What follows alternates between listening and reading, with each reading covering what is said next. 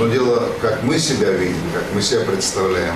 Но очень важно, чтобы мы чувствовали, что нас знают и что мы часть такой общей европейской цивилизации. Цивилизация, которая обогащается многообразием культур. И фестиваль, который прошел под патронажем супруги президента России Светланы Медведевой, стал ярким тому подтверждением. Ну а итогом встречи в мэрии стало предложение итальянской стороны стать регионами-побратимами. Предложение было охотно принято. Мурат Зязиков вручил мэру солярный знак, символ Ингушетии, и подарок, который вызвал у главы города Чивитовекья неподдельный восторг.